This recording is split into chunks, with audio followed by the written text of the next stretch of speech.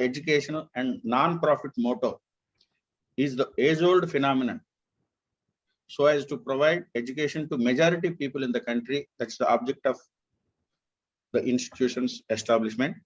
But now the objects were changed in the present days.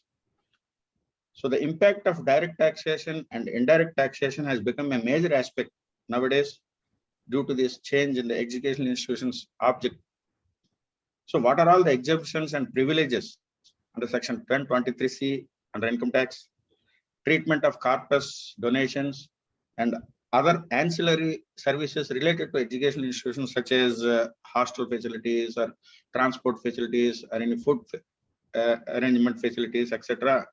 by the educational institutions, and many doubts in the minds of our professional assignments. So we have an eminent speaker, an expert speaker in this field, CA Bhanu Prithviraj. He is from Kakinada. He is son of our member, CA Aditya Sharma Garu, senior member and learned member. So to clear the doubts and to clear to answer the queries of our members, he has accepted our request and addressing today in this seminar. So I request the members to make best use of this session and get clarified with all the doubts in the minds of our assignments, whatever we are doing in this particular area. So now I request CA Vasudev Murthy Garu, Vice Chairman of our branch, to introduce today's speaker, CA Bhanu Prithviraj. Vasudev Murthy Garu. Thank you, Chairman Garu. So I am pleased to introduce TA T. Bhanu Prithviraj. He is a fellow member of the Institute of Chartered Accountants of India, Bachelor of Commerce and Law graduate.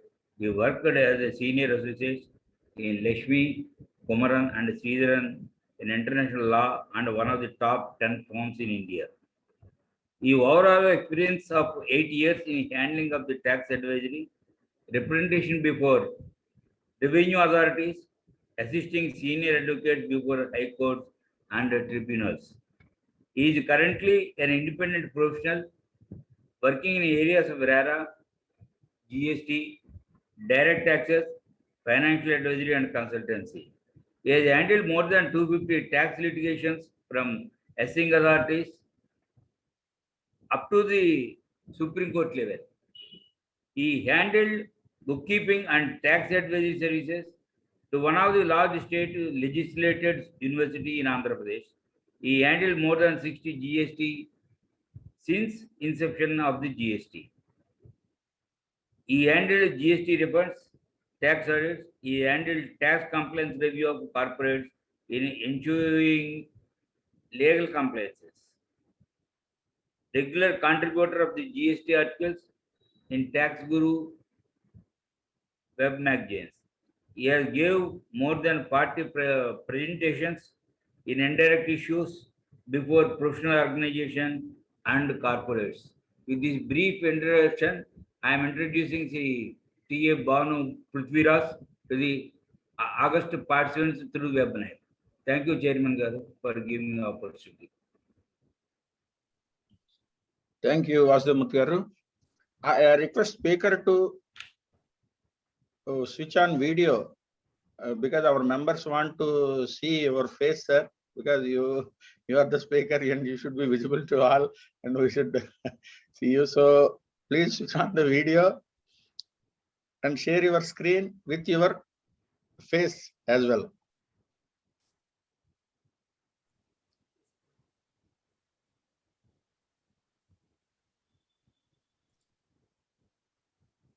So now I request Speaker Prithviraj to proceed. Thank you, sir. At the outset, I thank the Visakhapatnam branch of SARC of ICA for giving me this opportunity to share my opinions regarding the tax implications on the education institutions, where I discuss in this today's presentation both on direct and indirect taxes. First, I want to start my presentation with what is the importance of education in India? Sorry to interrupt, Prithvi Garu. Please show your face, sir. Please. Sir, one second, sir. I'm trying, sir. Actually. Yeah. Please. I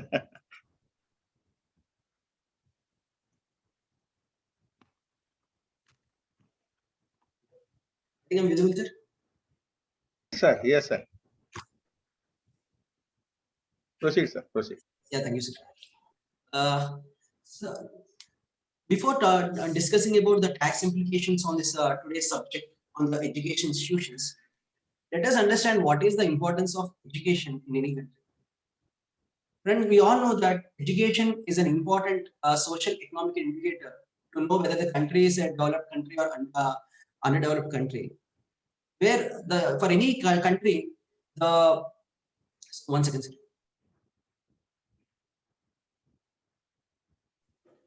For any country, the accessibility and the affordability of the education is a very important aspect. Accessibility here refers to education should be accessible for the rural and urban areas, and it should also be accessible for all the sections of the community, and it should be affordable as well.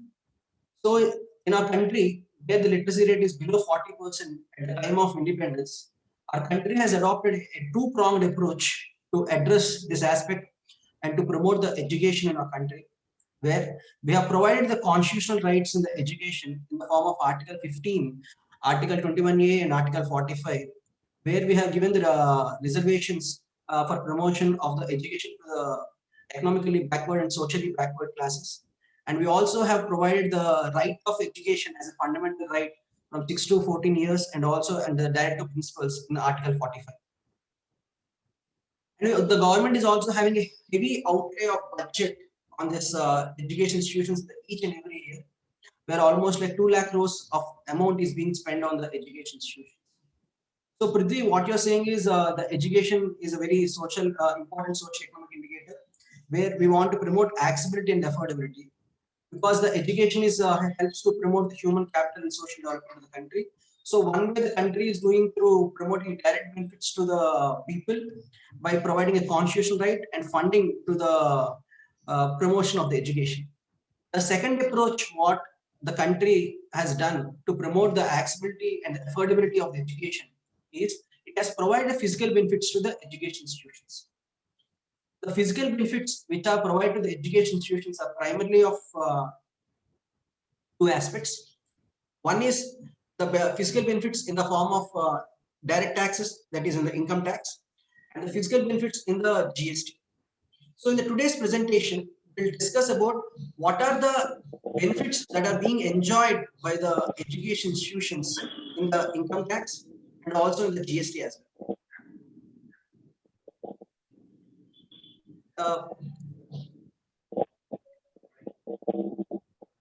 So before going about in detail about the direct tax and the indirect tax, I briefly discuss the outlay of the today's presentation, how I'm going. The first aspect which I'm going to discuss is on the income tax, where I will discuss about primarily my focus is on 1023C. What are the exemptions available to the education institutions under 1023C? That is 1023C 3AB, 1023C 3AD, and 1023C6. Here we'll discuss in detail about Rule 2BBB, which is creating a lot of problem to the state legislative universities. That is, what is the meaning of this word substantially financed by the government? How the Supreme Court judgment on the Visvesvaraya Technological University have a greater impact on the assessment proceedings of the state legislative universities. And we also discuss about what are the privileges being enjoyed by the education institutions falling under 1023C3AB.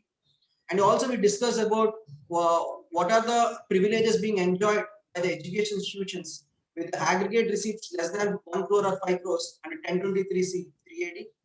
And also we discuss about the provisions of a residuary clause 1023C6 in detail. And also the today burning topic of the day is on the re-registration of all the existing education institutions, where all the education institutions who are claiming the exemption under 1023C6, now we are there is a procedural requirement for the re-registration. So we'll discuss about what are the documents that are to be uploaded in this for the re-registration. and what are the time limit for this approval of this registrations, and why the government has introduced these provisions of re-registration in detail.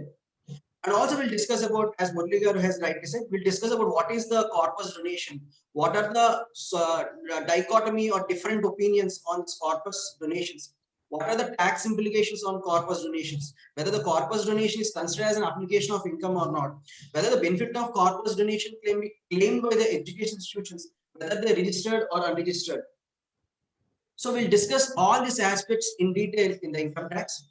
And the second, we'll discuss on the GST implications on the education institutions, where the primary focus will be on the affiliation fees. The affiliation fees is being collected by the state legislated universities. What are the problems being faced? Whether the affiliation fees is chargeable to GST or not. Or we also discuss about the hostel accommodation, the mess charges that are being collected by the education institutions, and the transportation facilities or the security services, and also other important aspects like examination fees. What are whether examination fees is collected by the education institutions are taxable, whether competitive examination, whether there's any difference between normal examination, competitive examination, whether the normal examination is applicable to GST, whether GST is applicable on that, and whether there is any difference of opinion with respect to conducting of competitive exams. So we'll discuss all these aspects in the next 1.5 hours of my presentation. So with this brief introduction and the outlay of my presentation, I want to start with the income tax. The first foremost thing in the income tax is for any education institution, to avail the income tax exemption, the primary conditions or the prerequisites for education institutions to enjoy the benefit of income tax exemption under 1023C are: the education institution must exist solely for the purpose of educational purpose, and the education institutions are to be set up for a non-profit motive. Prithvi, here you're discussing about 2-3 jargons which I want to get a clarity. Here I want to know what is meant by education institution, and what is the meaning of the word education, and what is the meaning of the word not for the purpose of profit. Whether the coaching centers can also be considered as an education institution, whether training of artillery training is also considered as an education, and whether what is the meaning of the not for the purpose of profit. These are the there are so many age-old decisions on this word, what is meant by education institution, and what is the meaning of the word education, and what is the acid test that has to be conducted to know the meaning of the not for the purpose of profit. I just go through them in a quickly. First, I'll discuss about what is the meaning of the word education institution. The word education institution refers to an imparting of formal education in an organized manner. There should be some degree of control by any department or an authority. An education institution means any institution which is imparting a formal education. There should be some degree of control and authority. So, in the Saurashtra Education Foundation as a CIT, the Gujarat High Court has held that a CA coaching center is not an education institution, because there is no formal control or authority over the coaching center. And in the Saurashtra Education Foundation judgment, the Supreme Court said that you're not satisfying the conditions of the education institution, and hence the exemption was not granted. And under the erstwhile 1022, before 1023C, there was a section called 1022. Under section 1022, the exemption was denied to Saurashtra Education Foundation. Whereas similarly, in the case of JP Institute of Information Technology, they also applied for 1023C6 exemption. There, the Delhi High Court has granted 1023C6 exemptions to JP Institute of Information Technology, which is a deemed university. One of the reason the Delhi High Court has granted exemption to JP Institute of Information Technology is, though it is a deemed university, it has a control where it has to comply with the requirements of UGC guidelines. So since there is a systematical control and accountable to UGC, it was considered as an education institution, and the exemption was granted under 1023C6. Now, Prithvi, now I understood that what is the meaning of education institution. Education institution means there should be an organized or systematical manner, there should be some control by authority. So what is the meaning of the word education? The word education refers to a process of training or developing of knowledge, where there should be knowledge and skill and mind to the students, and it can be schooling education or which can be which is an extensive word as per the sole trust lok section of SSCAT, a Supreme Court judgment. Now, one of the important aspect under the 1023C is with reference to the word not for the purpose of profit. What is the meaning of the word not for the purpose of profit?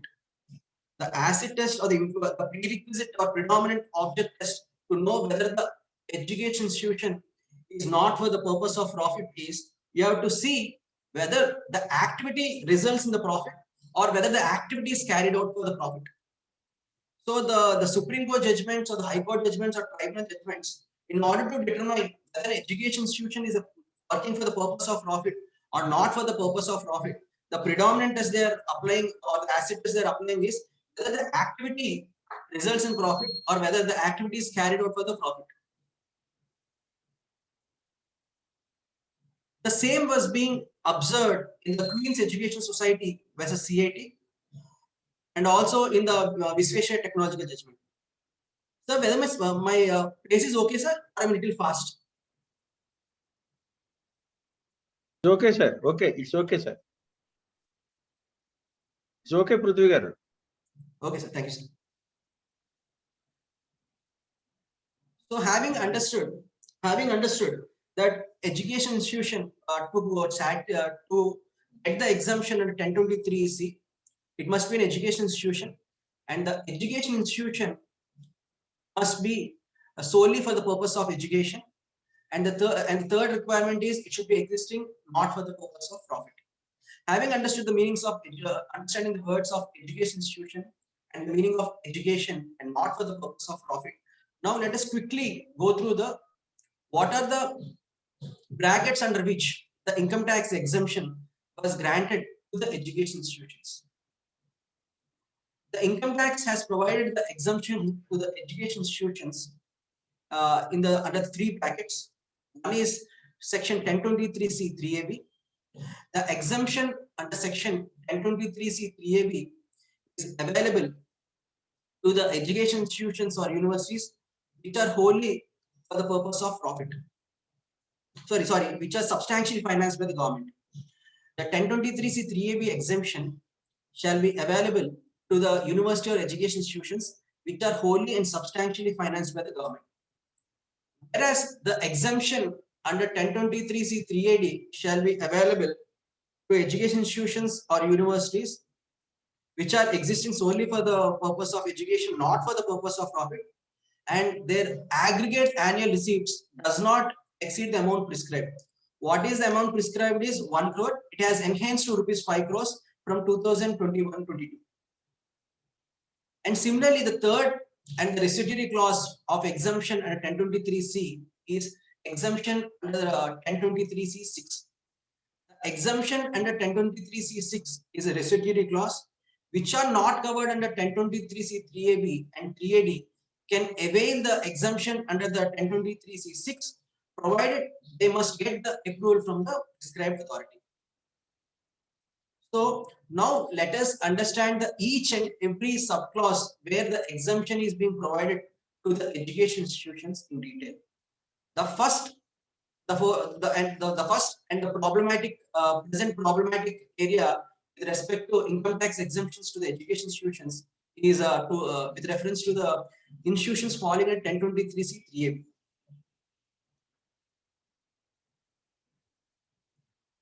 As I earlier mentioned, the section 1023C 3AB provides an exemptions to the universities and education institutions which are substantially financed by the government. The exemption shall be available to the education institutions which are substantially financed by the government.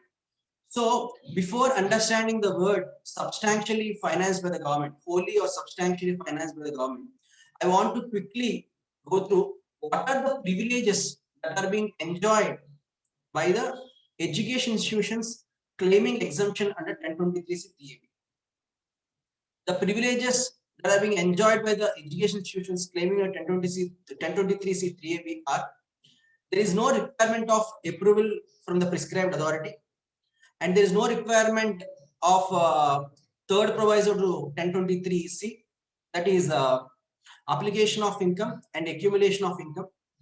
And also there is no requirement of audit of books of accounts to the education institutions claiming exemption under 1023C3AB.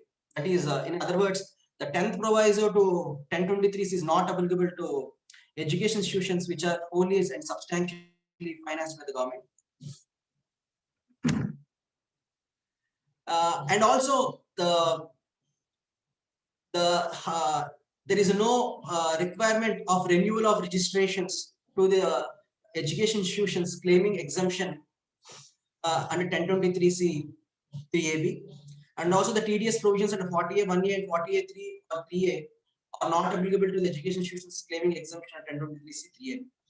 However, the provisions of 139(4)(c), the provisions of 139(4)(c) mandates the education institutions to file the income tax return under ITR 7. So, though the education institutions which are wholly and substantially financed by the government does not require any approval from the prescribed authorities, or no need to maintain the no requirement of books of accounts getting audited, or no need for re-approval of registrations, or the principles of accumulation and application of income are not available. However, they are required to file the income tax return under section 139(4)(c) of the Income Tax Act in the form ITR 7.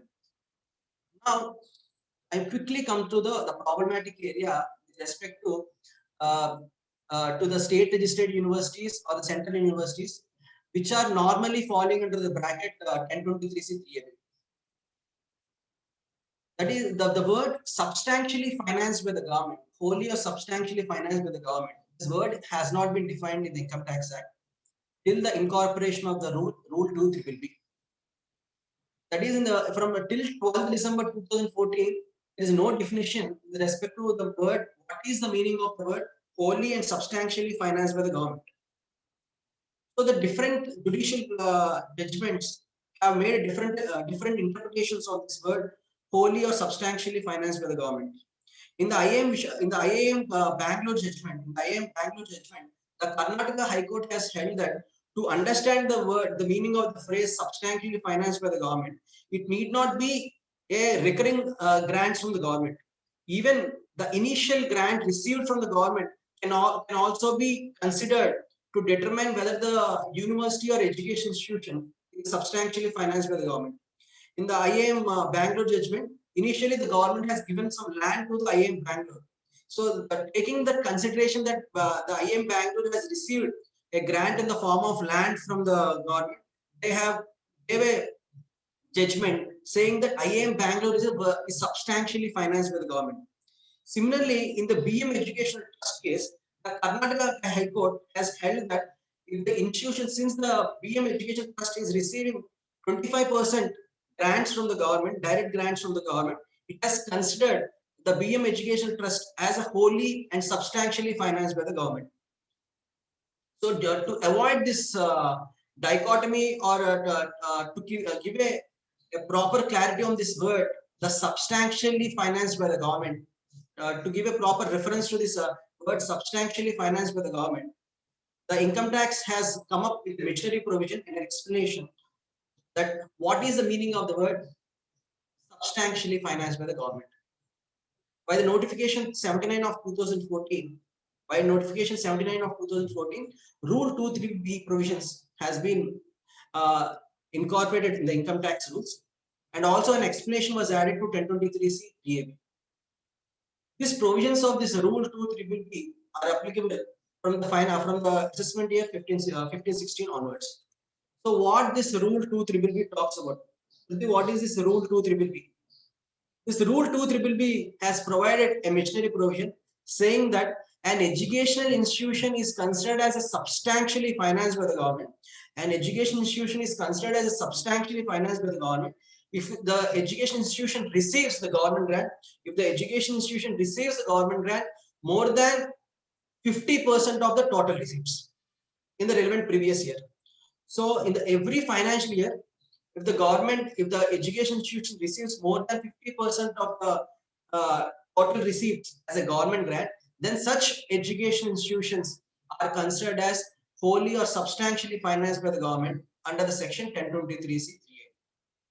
So the machinery provision under Rule 2 is saying that an education institution is considered as substantially financed by the government if the government grants to such university or education institution is more than 50% of the total receipts.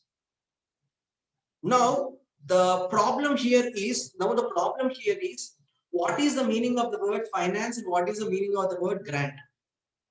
Because the Supreme Court judgment in Visvesvaraya Technological University, the Supreme Court judgment in the Visvesvaraya Technological University, where the Supreme Court judgment is covering the period from 2004-05 to 9-10, though the judgment is covering before the period of Rule 2 but the Supreme Court has made a passing reference saying that to understand the phrase substantially financed by the government, the Supreme Court has made an observation that an university or education institution is considered as substantially financed by the government if the funds received by the such university or education institutions must be a direct grant or contributions from the government treasury.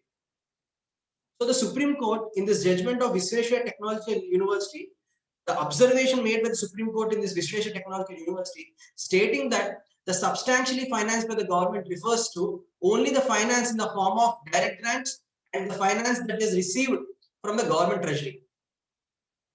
The real problem comes here is the department basing on the reference of the Visvesvaraya Technological University has making an interpretation that Rule 2 also talks about the government grants which are only direct grants from the government. It is not talking about the non-monetary considerations or the rights given to the universities. For example, any university, a state legislative university or central university have certain privileges that are being enjoyed. One of the privileges that are being enjoyed by the state legislative universities or the central universities are they have a regulation over the private engineering colleges, or they may have a regulation over the private institutions under them where they collect an affiliation fees from the private colleges. Similarly, these universities also have a statute or privilege to conduct an examinations to these private institutions. So whether the collecting the affiliation fees from the private engineering colleges or collecting the examination fees from the private engineering students or private institutions, whether this right what the universities are being enjoyed can be considered as a government grant, because the grant and the finance are the two different words. The interpretation between the grant and finance are not one and the same. The finance refers to a monetary consideration. If you look at the dictionary meanings, the finance, if you refer to the word finance, the finance refers to the anything in the form of money. Whereas the grant need not be in the form of money. Grant can be even in the form of right, conferring some right to someone. So if you look at the judicial interpretation in the IIM Bangalore judgment, as I already told you, the Karnataka High Court has made a passing reference saying that finance means money. Finance means money given to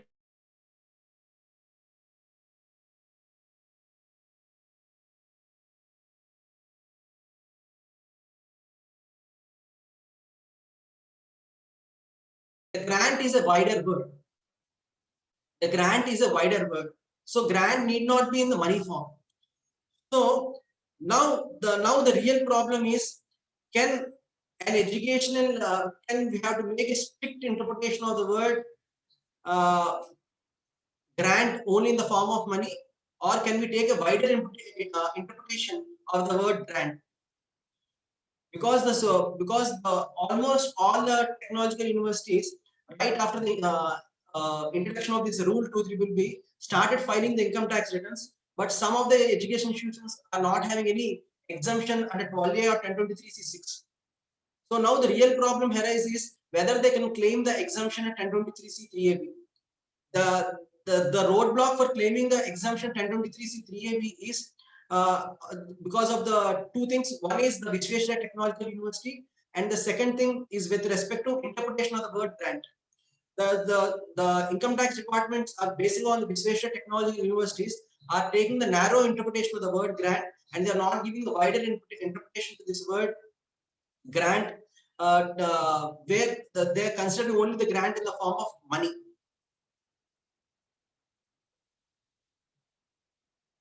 So cutting the long story short, Prithvi, what is 1023C3AB? 1023C3AB refers to an exemption granted to a university or an education institutions which are wholly and substantially financed by the government, and the privileges that are being enjoyed by the institutions claiming exemption 1023C3AB are they need not require any approval from the prescribed authority. There is no requirement of audit, and there is no requirement of application or accumulation of income, and there is no requirement of re-registration. The only requirement is they have to file income tax return. Now, the problem in the 1023C3AB is with respect to the interpretation of the word substantially financed by the government. The substantially financed by the government has been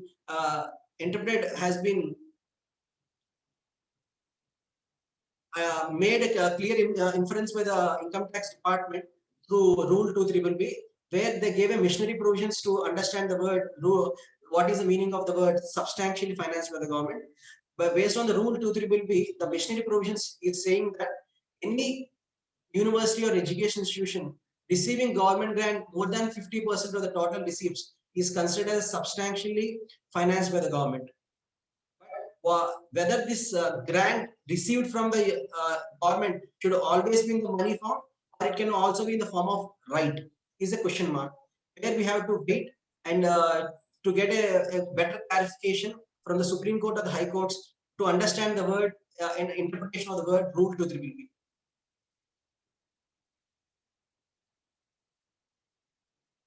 Now, after understanding about the first bracket of the income tax exemption under the 1023C3AB, I want to discuss about the second bracket of the exemption in the 1023C, that is 1023C380. The exemption under 1023C380 can be availed by any education institutions or the universities if their aggregate annual receipts does not exceed the amount prescribed. The amount prescribed was 1 crore. It was enhanced to 5 crores from the Finance Act 2021. What are the, now I want to discuss about what are the privileges being enjoyed by the institutions claiming the exemption under 1023C380.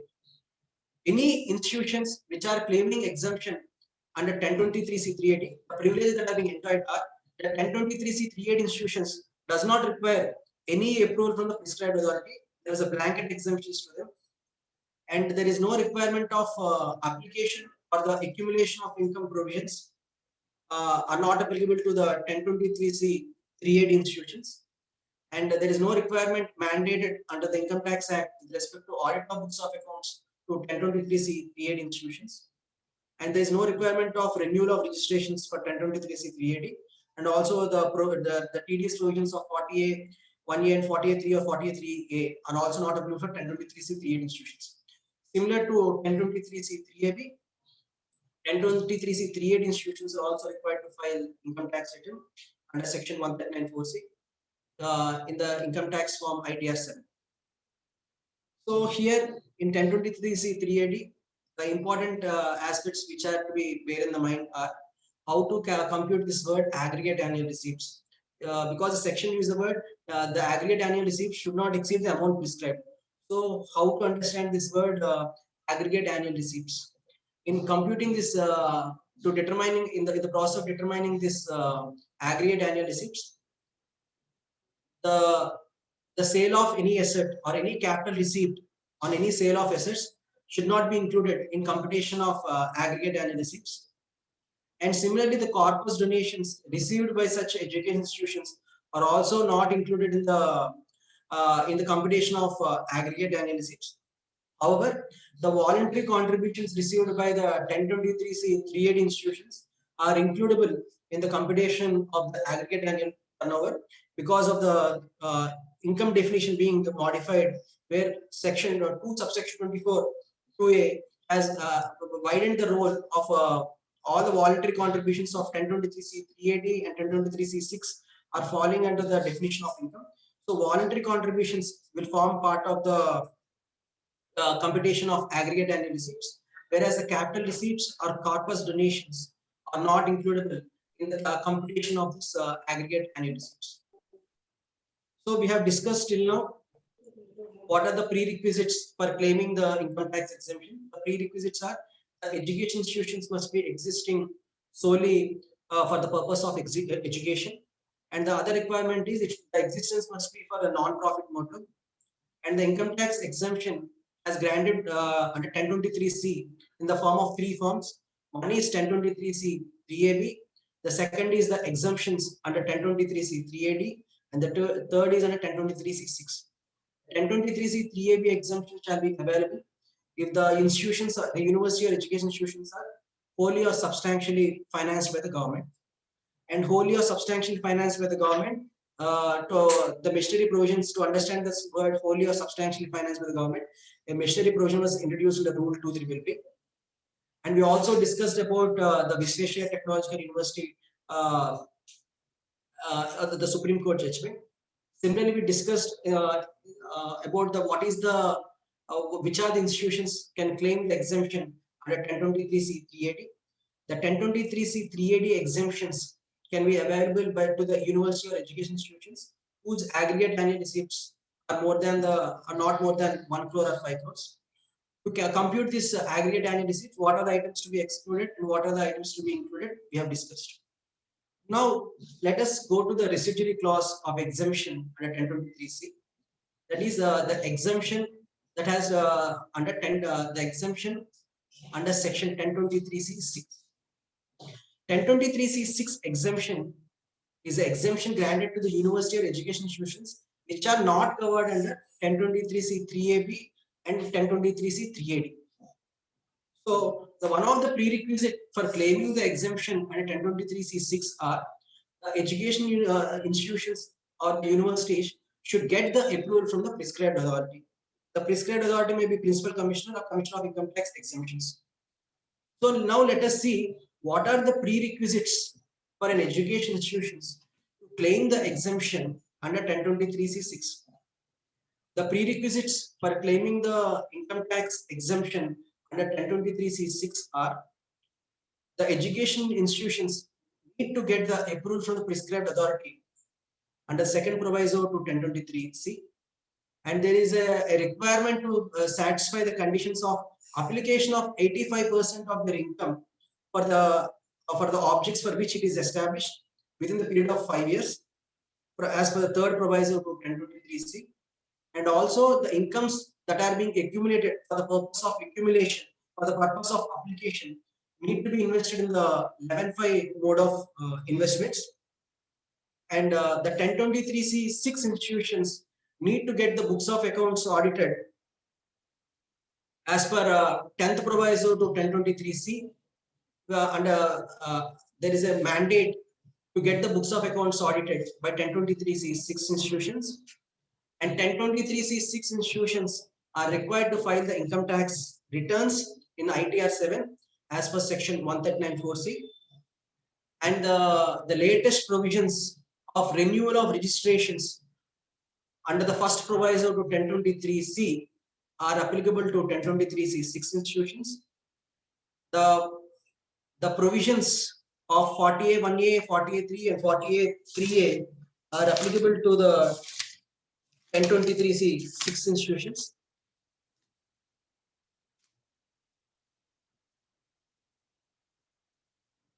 Now here I'll discuss about what is the meaning of the word income for determining the word income under 1023C6 institutions. So the income to determine the income of this 1023C6 institutions, you have to include voluntary contributions, any general voluntary contributions.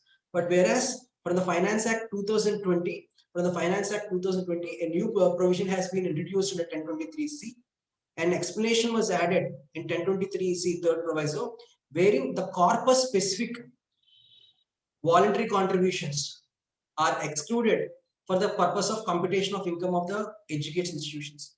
So 1023C 6 institutions which are receiving any voluntary contributions in the form of corpus, 1023C 6 institutions which are receiving any voluntary contributions in the form of corpus are excluded from the scope of income under the 1023C 6.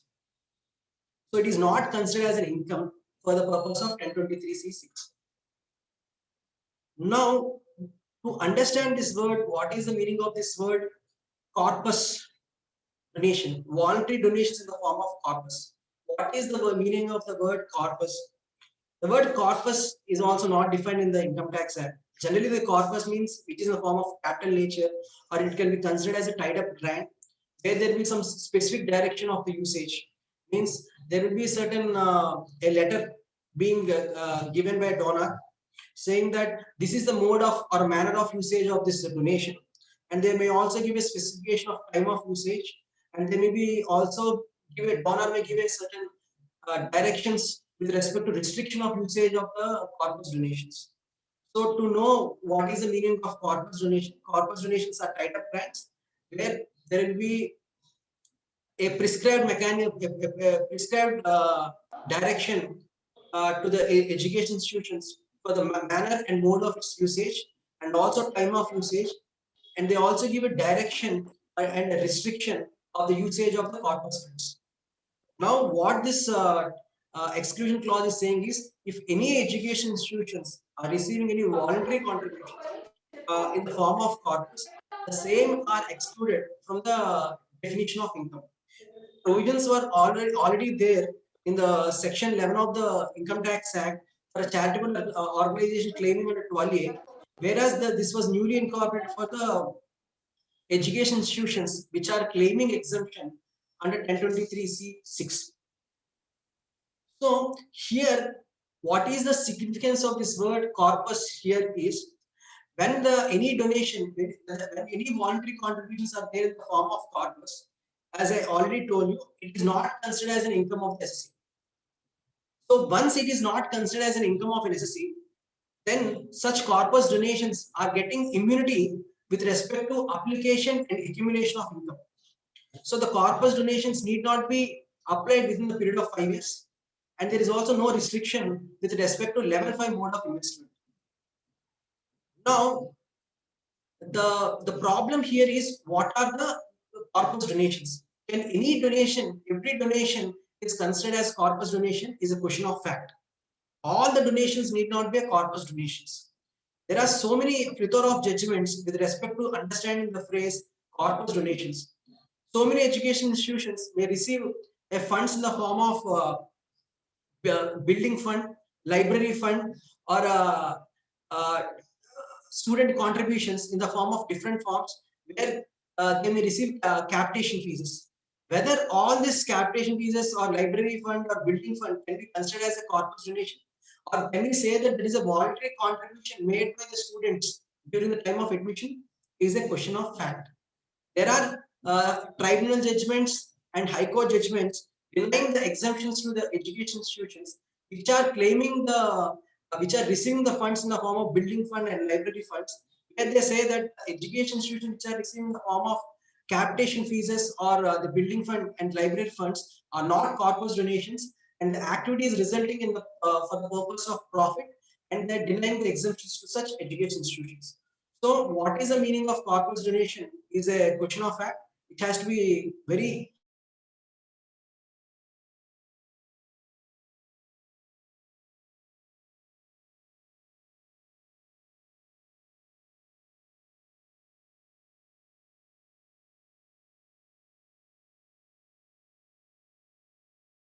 the department have create a problem considering the corpus donation as an income subsequently, and they may ask to whether the 11.5 mode of investments have been complied with, and whether the application of income has been done within the period of 5 years. So the corpus donations has to be interpreted in a proper manner.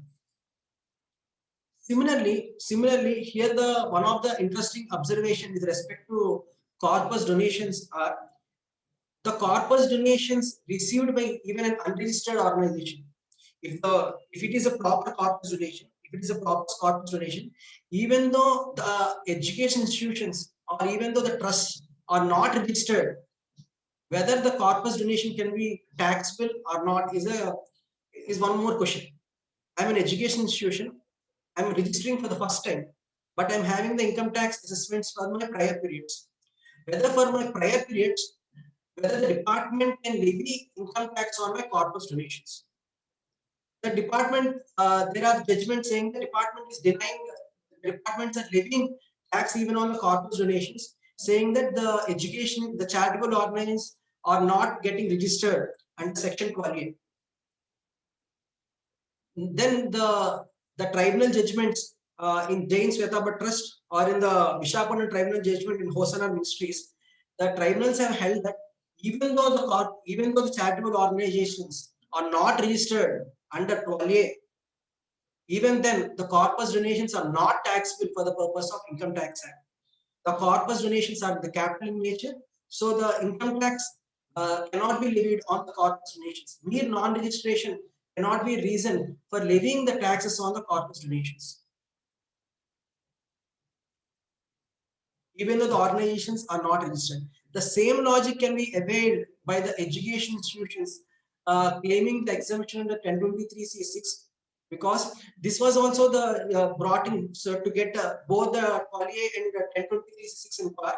The 11.5 is already prescribed the corpus donations are excluded from the income of the charitable organizations. So the same logic can be extended even to the 1023C6 institutions with respect to corpus donations, even though they are not registered.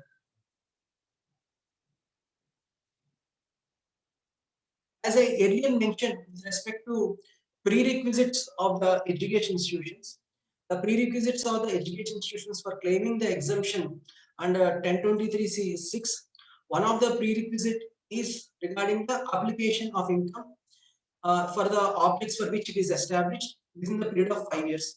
That is, any education institution which is claiming exemption at 1023C6, they have to apply 85% of their income for the objects for which it is established, that is for the education purpose. And during the process of application, the accumulated income for the purpose of application should be in the form of 11.5 mode of investment.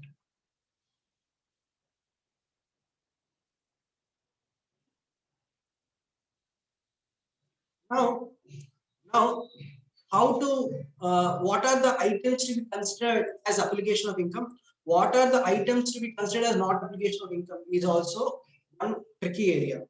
Whether all the application of income made by the education institution within the period of 5 years is considered as an application of income. There are certain provisions which we have to take care to determine whether the 85% of income has been applied for the objects for which it is established within the period of 5 years. There is a provisions in the Income Tax Act, the provisions with respect to whenever an education institution is transferring any corpus donation to other education institution or other charitable organization registered at 12A, such transfer of money or credit of money is not considered as an application of income.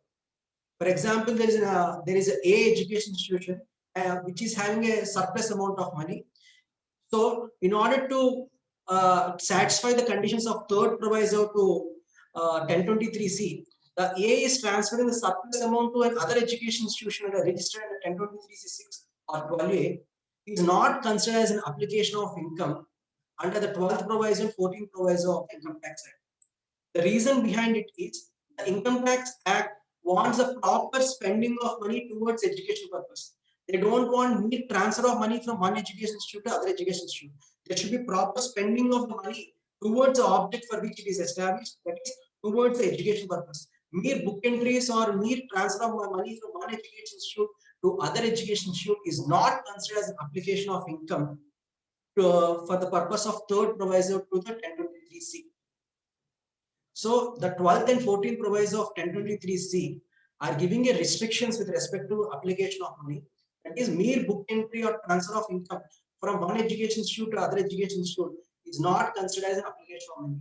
whether it is a voluntary contributions in the form of corpus or whether it's a general contributions to other education institutes or charitable organizations are not considered as an application of money, are not to be considered as an application of money under third proviso 1023C.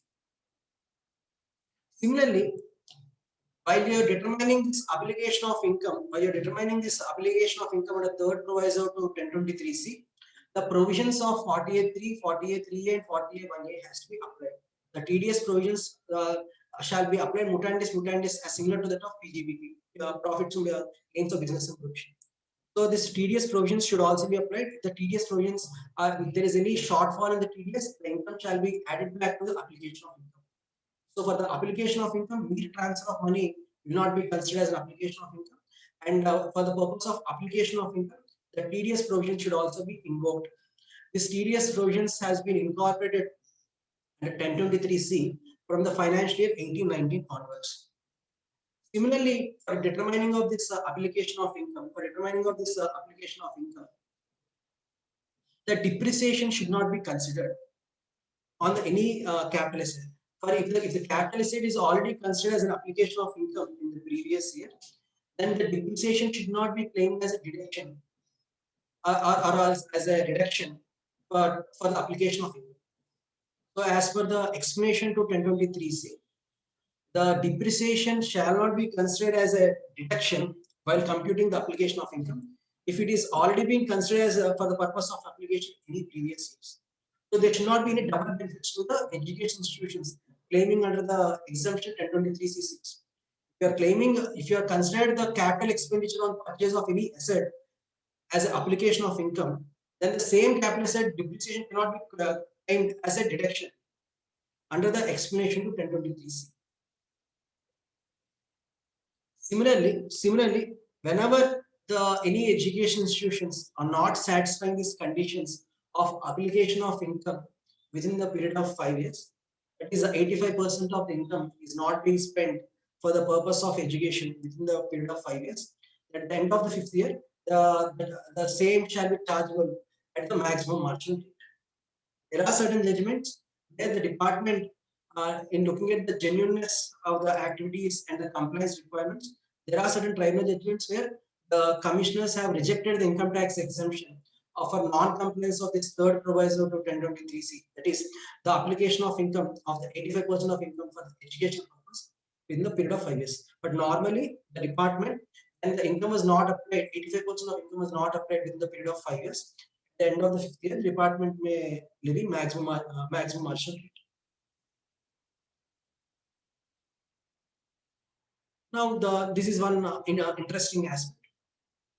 Prior to this, the new provisions of the re-registrations of the Income Tax Act, the Income Tax Act has not has allowed the education institutions to claim the multiple exemptions.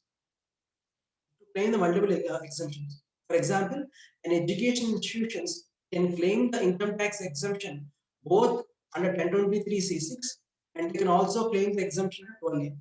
The education institutions can claim both exemptions under 12A and 1023C6. That is prior to Finance Act 2020. The education institutions can avail both the exemptions by taking the both registration. Means they can take the exemption registration by under 1023C6 by filing Form 56D, and also they can claim the exemption by filing Form 10A under Section 11. Even the Circular 14 of 2015, dated 17 August 2015, the department circular also has explicitly clarified that taking the two registrations is not a bar. The education institutions have the right to take both the exemptions. Both are parallelly, we can in education institutions can take it. Whereas after the introduction of this new provisions of the first proviso to first proviso to 23C and also the first and second proviso to 11.7, it has giving a bar on the education institutions to claim the multiple exemptions. So the first proviso to first proviso of 11.7 is saying that if an education institution is claiming the exemption under 1023C6, then the exemption claimed under Section 12 shall become inoperative. It will be automatically get inoperative. So an education institution, once they're claiming the exemption under 1023C6, whenever when now they're applying for the fresh registration under 1023C6, then the exemption under section 11 and 12 shall become inoperative. That is, the provisions of 12A or 12AB shall not be applicable to such institutions. However, the second proviso to 11.7 has stated that if the education institution want to claim the exemption under 12A or 12AB, then the exemption under 1023C6 shall not be applicable, shall no longer be applicable to such institutions. So either an education institution can claim exemption either in 1023C6 or under 12AB from 1st April 2021 onwards. So a proper call should be taken by the education institutions when they're having both 1023C6 and 12A. Now the problem here comes here, Prithvi, is now you're saying that education institutions cannot take the two exemptions. So you can take one exemption either under 1023C6 or you can take the exemption under 12AB. Now, if suppose an education institution has taken a call that they want to take an exemption under 1023C6 but not under 12A. So once if the education institution 12AB or 12A, 12AA, 12AB. Now if the education institutions are not claiming the exemption 12AA or 12AB, can the department invoke the provisions of Rule 115 TD? If the education institutions are claiming the exemption under 1023C6 and not claiming the exemption at 12AA or 12AB, can the department invoke the section 115 TD, that is tax on accredited income? The under 115 TD, whenever any trust or organization claiming exemption at 12AA or 12AB, if the exemption has been cancelled or it has been up and it has been cancelled, then the department can levy a maximum marginal rate to such education institutions. I'm repeating it again. So whenever any education institutions claiming exemption under 12AA or 12AB, if their application of registration has been cancelled or been rejected, then the department can levy a maximum marginal rate on the accredited. So what is the computation? There is a rule 17CB which talks about how to compute this tax on this accredited. I don't want to discuss on this how to compute the tax, but my question is whether the provisions of 115 TP can be invoked by the department which are claiming the exemption at 1023C6 instead of 12AA or 12A subsequent to the 1st April 2020.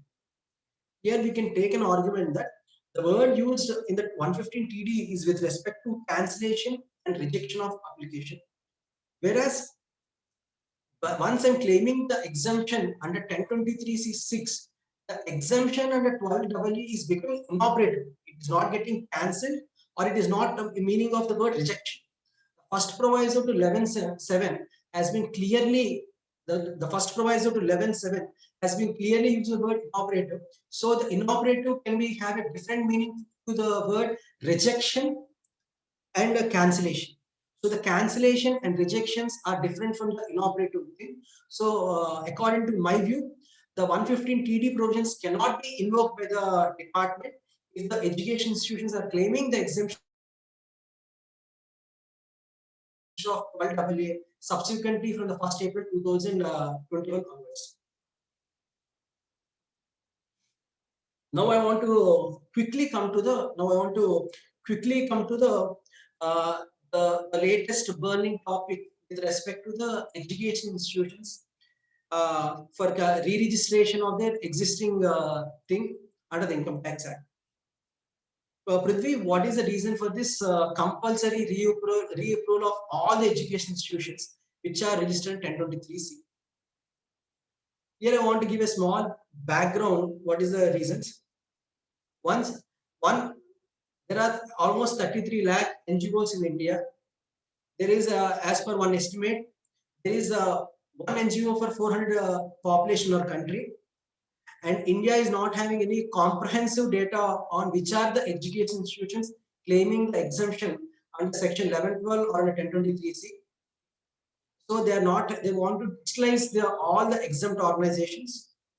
So there are also misusage of funds or the misusage of funds with respect to the institutions which are claiming the exemption under 1023C and are also exemption of section 11 and 12, where there is a diversion of funds.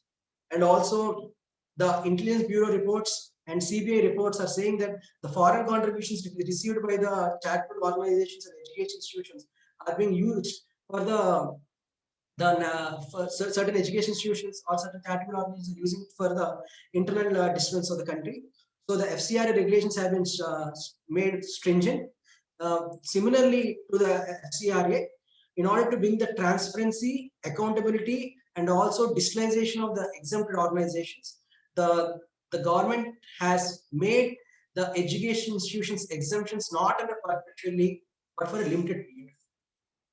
So now, from 1st April 2021 onwards, any institutions claiming the income tax exemption under 1023C6, the exemption is not indefinite, but it is a definite period. The definite period is 5 years. So whenever an education institutions are claiming the exemption under 1023C6 or claiming the exemption even for section 11 and 12, the limited period of exemption is for the period of 5 years.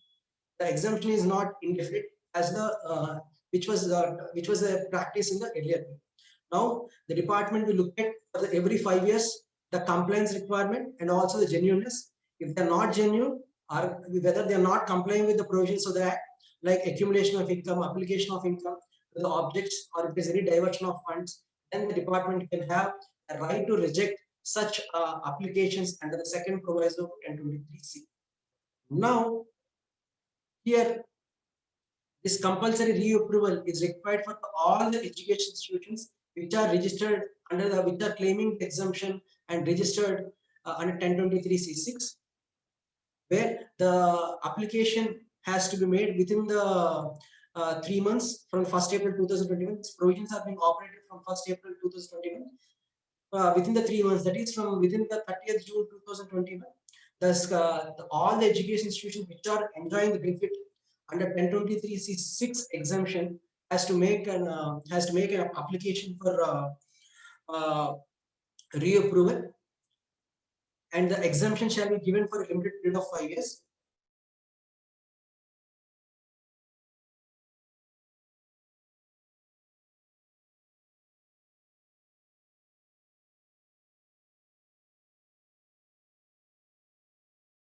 Period of 5 years.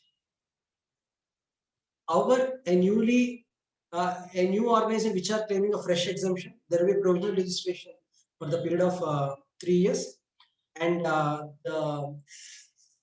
the application for claiming the exemption, the application for claiming the fresh approval of exemption or renewal of exemption is the form 10A. Now the question is, within which period I have to make for the renewal of my application? We have mentioned that the application, the exemption registration is valid only for the period of 5 years. So then I have to reapply for my renewal of my application. The provisions of the Act has clearly mentioned that for renewal of the registration, the time period is within 6 months. You have to make the application for renewal. So all the existing organizations which are claiming exemption 1023C6 erstwhile have to apply for the renewal by 30th June 2021. Then they'll get the exemption for the period of 5 years.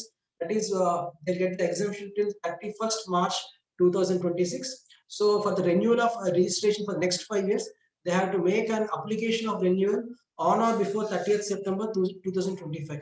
So this mechanism of application and renewal will be a regular process from the 1st April 2021.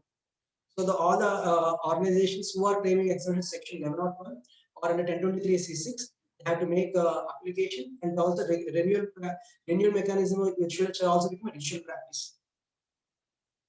Now, Prithvi, you mentioned that what is a brief background about why there is a reason for renewal of this registration because of some misusage of funds, and you're also saying that within what is the time period for which the exemption shall be granted, and when the application for this exemption has to be applied.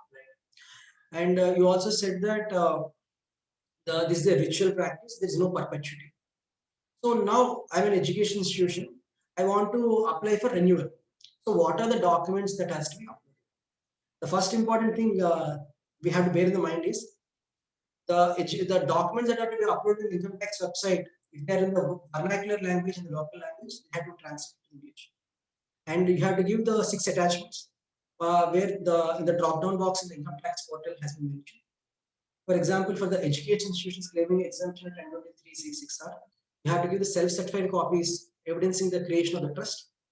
And also you have to upload the self-certified copy for which you granted the exemption by the income tax department. And you should also upload a self-certified annual accounts for the period of 3 years from the date of application. So you have to apply the 3 years of your annual accounts, self-certified annual accounts. There is no usage of audited financial statements. It is using the word self-certified annual accounts of institutions for a period of 3 years prior to the date of application.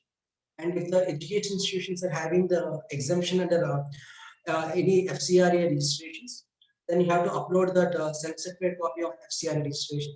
As I mentioned you, if the documents are in any vernacular language, the instrument with which the organization has been created is in any vernacular language, you have to translate it in the English and you have to upload it. And there is also an option to upload the vernacular language documents as well.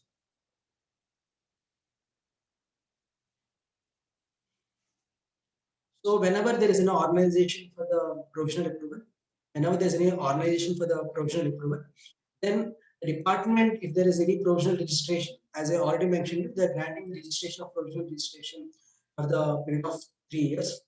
So in the income tax portal, for the provisional registration, the documents that are to be uploaded are little elaborated, where you have to give the income breakup of the preceding 3 years, where the income breakup should consist of what are the incomes that are being received in the form of government grants, what are the grants received in the form of CSR grants from the companies, and it will also upload what are the other specific grants received from the donors and other income.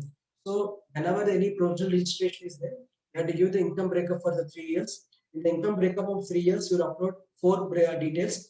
What are the direct government grants and what are the grants in the form of CSR grants, other specific grants and other income.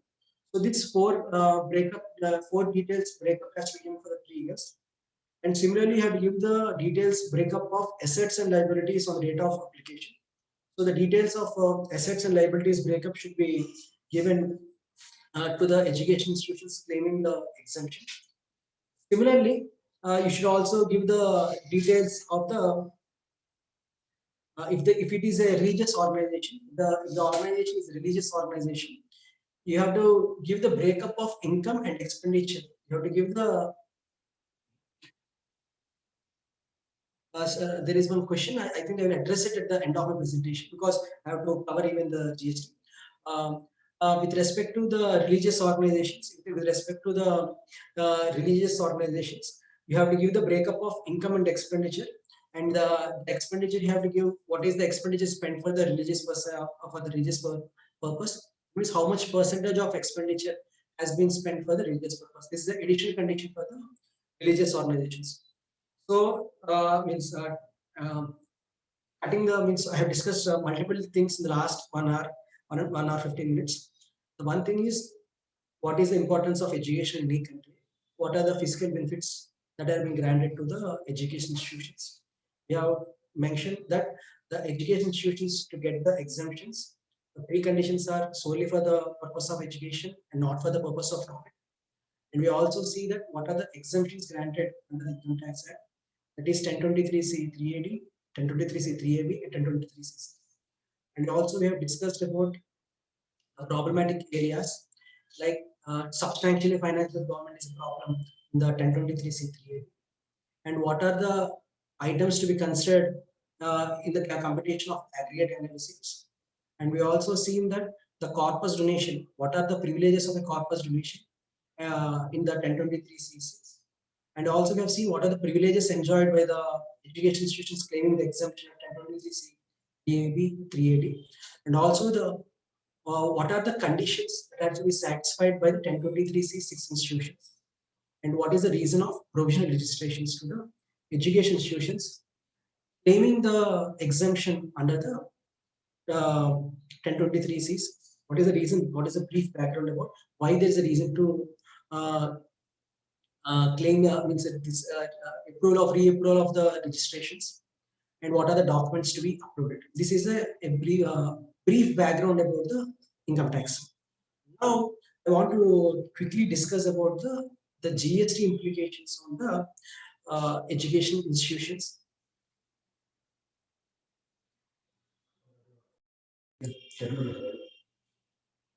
Whether in this GST background, I'll discuss on the GST implications on the inflation pieces, the GST implications on the hostel accommodation, the GST implications on the mess charges, or the exam support services and auxiliary education services, the consultancy projects.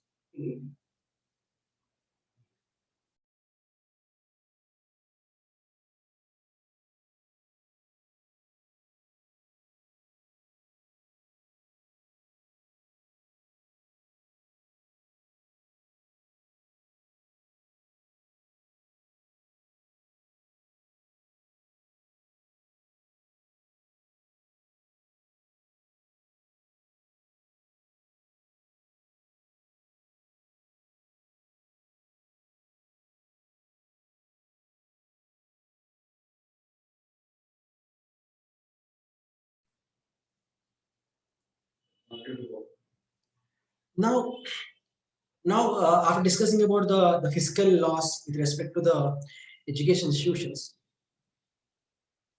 now let us understand about the GST implications.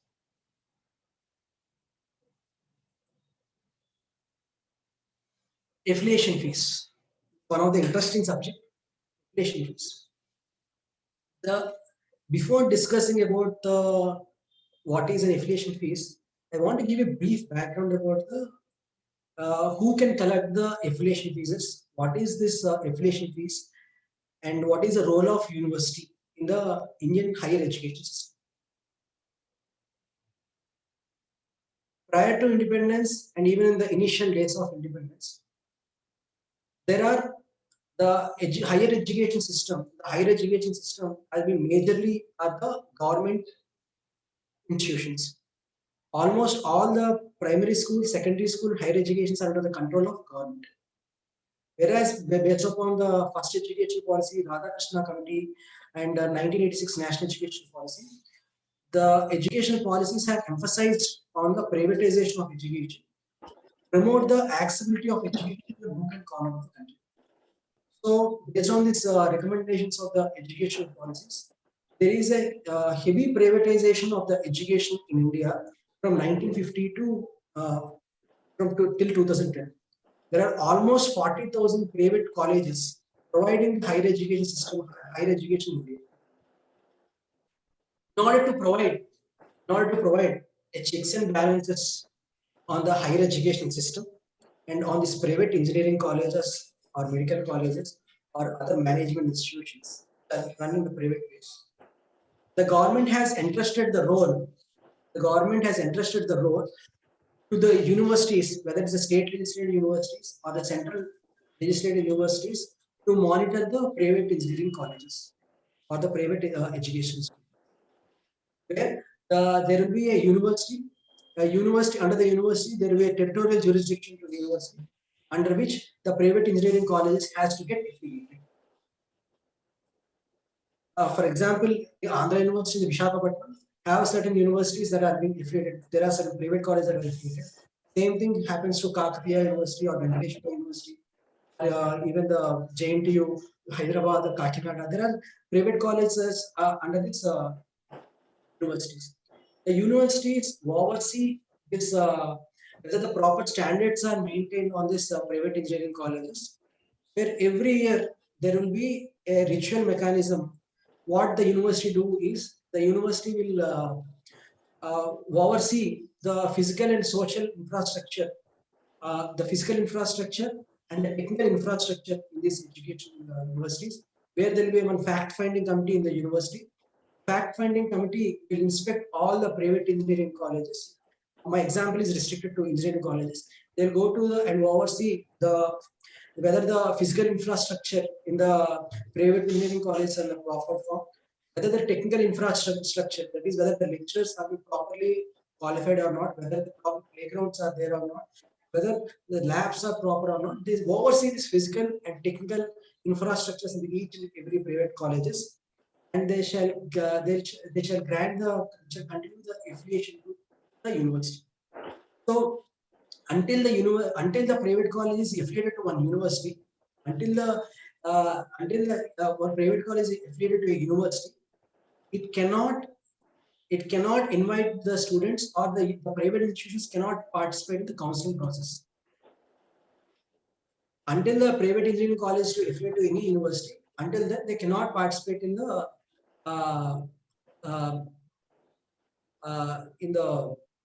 counseling process for the engineering in the engineering. Example, before the MSET counseling happens in the Andhra Pradesh, the universities will go to all the private colleges, and the fact finding committee will give a report on the technical infrastructure and physical infrastructure of the private colleges.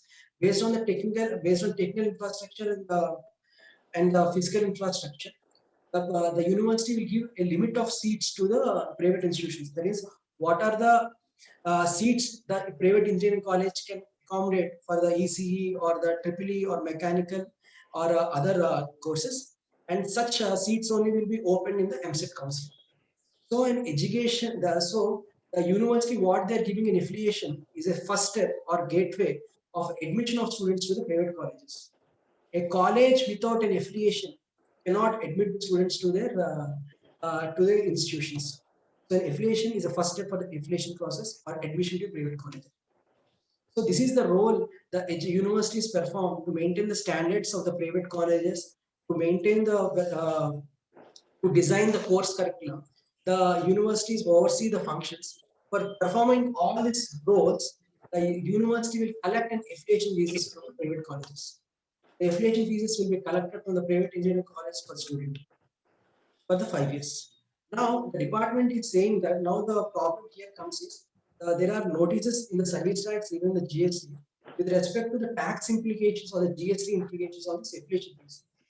The logic by the department, the GST department is the affiliation fees collected by the university has no connection with the imparting of education.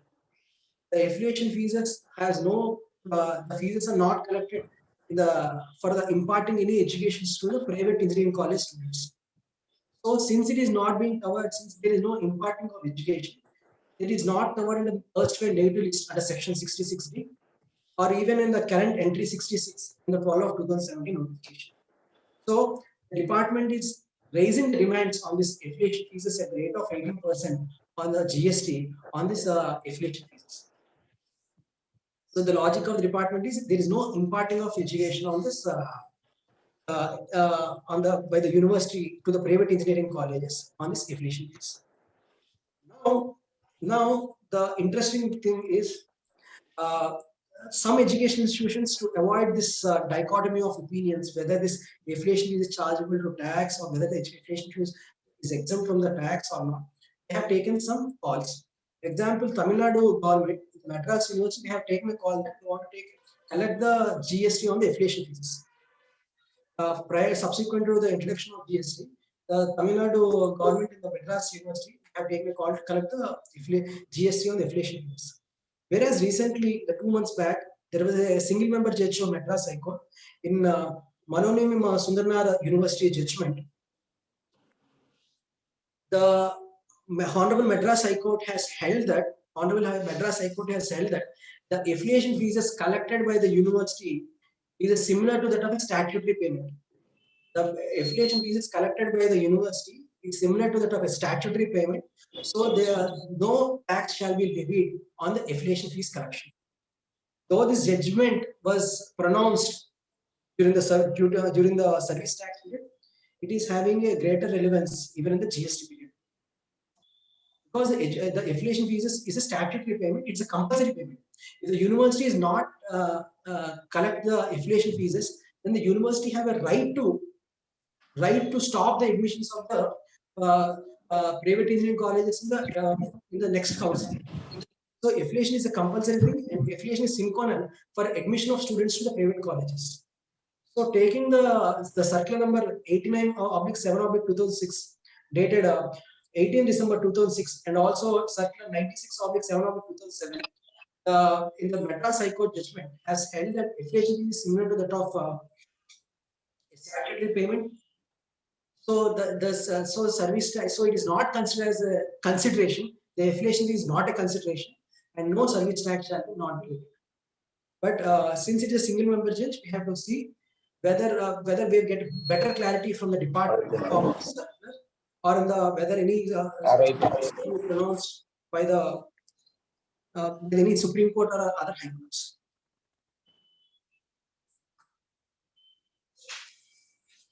So now, Prithvi, you have explained something on that GST implication of the education institution with respect to affiliation fees. Now I want to know what is the meaning of this word education institution. What is the meaning of the word education? Education institution means for the purpose of GST, when the 12/2017 has defined the word education institution means it covers preschool education and secondary higher school education and also any education which is recognized by law and also vocational education course. So whether now the question comes here is if the education institution is receiving any consideration in the form of hostel accommodation, whether that can be considered as a composite supply and whether that can be considered as an exemption for the purpose of GST or whether it is chargeable to GST. The question arises. Now, there is also one opinion that whether it is covered under the serial number 1 of notification 12/2007. Then the department has given a clarification in 2018 by circular 32/6/2018. In that circular, the department has made a clarification that hostel accommodation has to be considered separately, and where the normal rates that are being described under serial number 14 shall be applicable, and the same was upheld in the advanced ruling in the Search Education Center. So the hostel accommodation up to 1,000 rupees per day is exempt, and if there is any education institutions are considering any receiving consideration of more than 1,000 rupees per day on the hostel fees, then it shall be chargeable to GST at applicable rates. Where there is a rate chart on the from 1,000 to 7,500, there is a rate chart on tariff that has to be applied. So normally the hostel accommodation is not considered as a composite service. However, the department and where we get a clarification in the department circular and also an advanced ruling in the case of Search Education Society, the Search Education Center has also made that this has to be considered independently and see whether the rate is below 1,000 or if it is below 1,000 per day, then the GST shall not be applicable on such consideration received on the hostel accommodation. Similarly, with respect to mess charges, hostel fees, there may be a consideration or the education institutions may receive a consideration for the purpose of mess fees from the students. Whether the mess fees from the students is chargeable to GST or not, this also one confusion is there. So the department has made a clarification on this hostel mess fees. On the hostel mess fees, the department circular has made a clarification that whenever a hostel mess fees are received directly by the education institutions, then it is exempt under the service tax entry 66A. So whenever any hostel mess fee is directly received by the education institutions, then it is exempt from the GST. Whereas any outsourcing agency is providing the mess services to the education institutions. Whenever any outsourcing agency is providing any mess services to the education institutions, such outsourcing agencies are not exempt from the service tax. They shall be chargeable at 5% rate of GST under entry 7(1) of 11/2017 notification, and no input tax credit shall be allowed on that.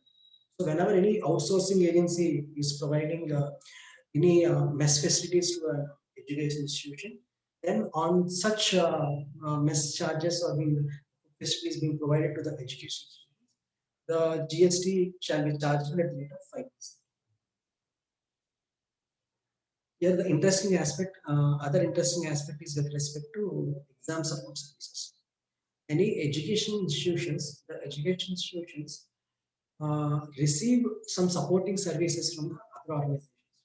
For example, the education institutions may receive a support from the outside agencies on printing of examination papers, which is one of the major expenditure to education where they conduct regular examinations. So they receive um, the services from the outsourcing from the outside agencies during the for the in the form of printing of the question papers or answer booklets like that. The GST is applicable on printing of question papers and answer is a question of doubt. Here there are advanced rulings. There are more than 5 to 10 advanced rulings on this examination support services with respect to printing of question papers and answer. They said that advanced rulings in the case of HITEC's advanced ruling, the recent advanced ruling, which was pronounced by the Andhra Pradesh Joint Commissioners, wherein the HITEC Secure prints the advanced ruling. The department has given a clarification that whenever any education institution is received, whenever any service is provided to an education institution in relation to conduct of examination, then the outsourcing agency is not liable for the GST. So, for example, if the services received by an education institution, on the services received by an education institutions with respect to printing of question papers or answer booklets are not chargeable to GST. So, the outside entities need not charge any GST on the printing of examination paper and question papers. Similarly, here the one interesting observation, as I told you in my initial presentation, with respect to conducting of a competitive exam. For example, there are certain scenarios where the any some competitive examination, the roles have been entrusted to some private some education institutions. For example, the government may outsource conducting of some Gram Panchayat exams or conducting of police recruitment exams or conducting of some competitive exams for Panchayat Raj like that. So the government may certain times entrust the responsibility of conducting an exam to education institutions. So the education institutions may receive the consideration from the government for conducting of some competitive exams.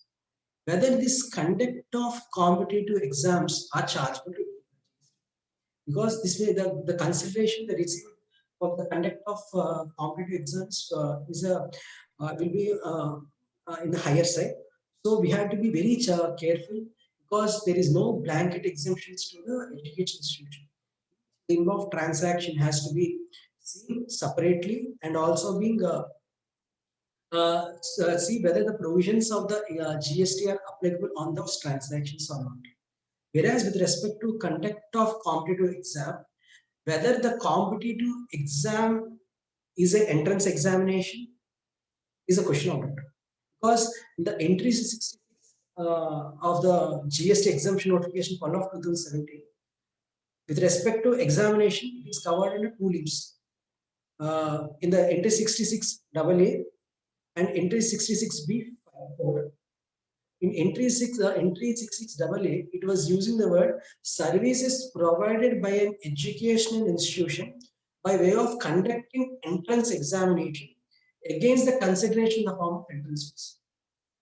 So the one word used in the fall of 2017 entry 66 is in education institution is conducting some entrance examination. Then the consideration received for conducting an entrance examination is not chargeable to GST. The second item with respect to exemption on the examination consideration is services provided to an education institution. Services provided to an education institution by way of services relating to admission to or conduct of examination by such education institution.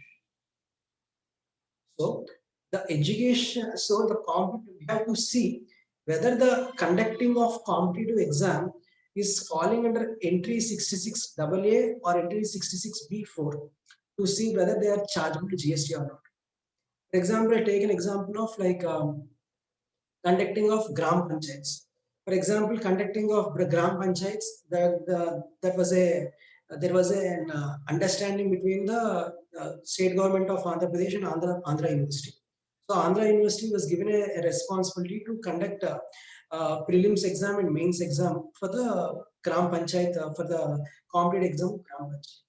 So now the issue here is whether the consideration received by this for conducting of this gram panchayat, whether the Andhra University has to collect any GST on the from the government. First step is we have to see whether the gram panchayat exam is an entrance exam or an entrance fees against the consideration. So the word entrance fees or entrance examination has to be seen very carefully, because there are high court judgments in the Bombay and the Supreme Court that entrance fees is with respect to an admission to an institution. Entrance fees is with reference to admission to an institution. The entrance fees here, we cannot give a narrow interpretation for claiming the exemption under entry 6. So when you are conducting an entrance examination for the Gram Panchayat student, for the Gram Panchayat recruitment, the students are not getting enrolled to Andhra University.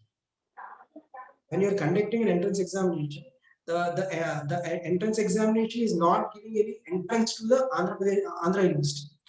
So the exemption cannot be claimed under 86 AA. Similarly, the second interpretation for to claim the exemption is competitive exam. Whether can we claim the exemption under entry 6B4? The entry 6B4 for the primary condition to get satisfied under entry 66B4 is such entrance examination, such consideration should be received, such service, such services should be conducted, such services should be provided to an education institution. So to get an exemption under entry 66B4, the primary condition is the services should be rendered to an education institution. Whether Andhra University is rendering a services to an education institution, whether government of Andhra Pradesh is an education institution, I think the answer to this question is no. So it is so whenever there is a conduct of competitive exams by education institutions, there is a high chance that the department may litigate with respect to claiming an exemption under entry 66 AA or under entry 66B4. So the department may deny the exemption under the entry 66 for claiming the income tax exemption with respect to competitive exams. I'm not talking about normal entrance exams being conducted for the MCET or normal D2B exams or semester exams. They are very well covered in entry 66. With respect to competitive exams, there is a dichotomy. So the normal examinations are different from the competitive examination. The reasonable care must be taken for understanding the word competitive exam being different from the entrance exam. Since I has already told you, in the KL Secure Print and Orient Press, the department, the advanced students has clearly said that GST exemption cannot be extended to other than education institutions. So any education so the GST exemption shall be available only if you are providing it to an education institutions. It cannot be extended to beyond the education institutions for claiming exemption entry 66A.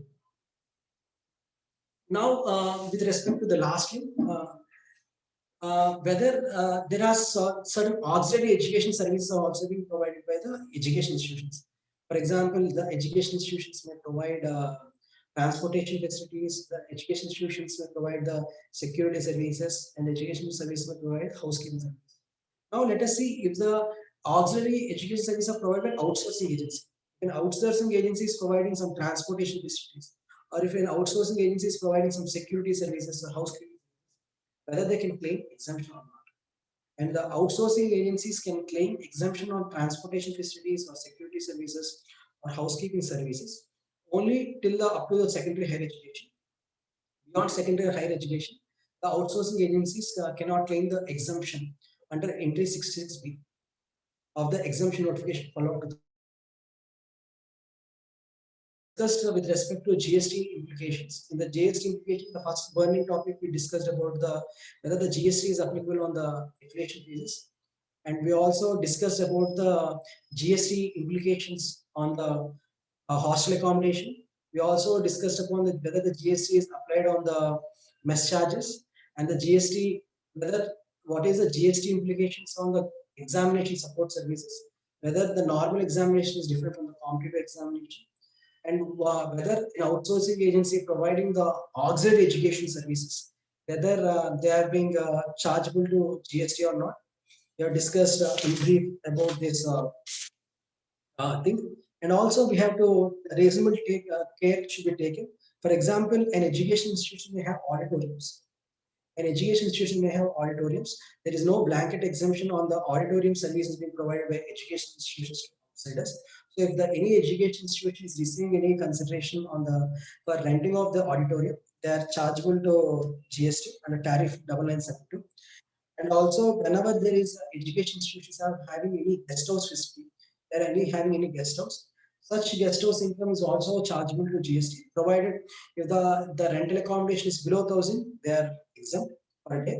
If the rental accommodation is more than 1,000, you have to see that the tariff 9963, they are chargeable to GST. And also there are certain education institutions that are may do certain consultancy projects where they receive certain income on the consultancy projects. So they may provide technical services, engineering technical services to the outsiders. So whenever any consultancy projects, if they are doing receiving any income, such income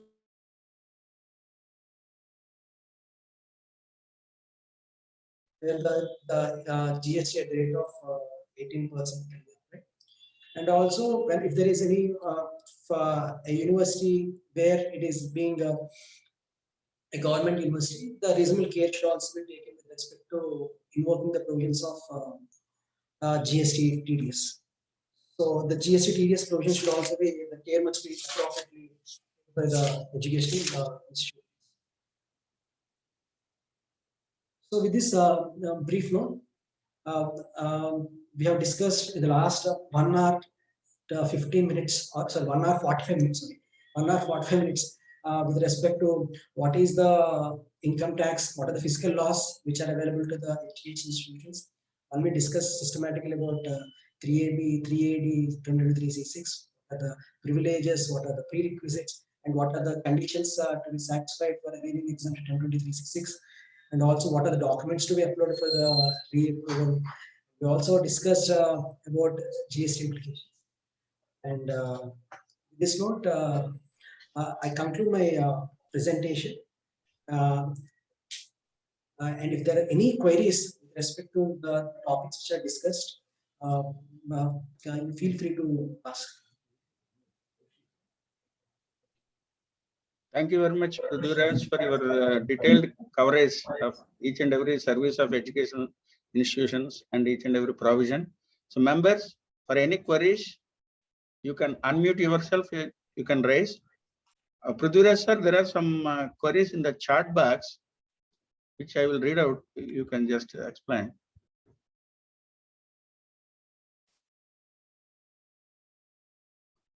Query from Raj Taluri. Is it optional to claim capital expenditure as application of funds? Sir, for 1023C6 institutions, sir.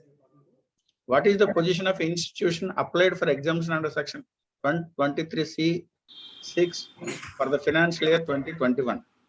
Prithvi, this is Raju. Sir, Yes, sir, you can pose. Yeah.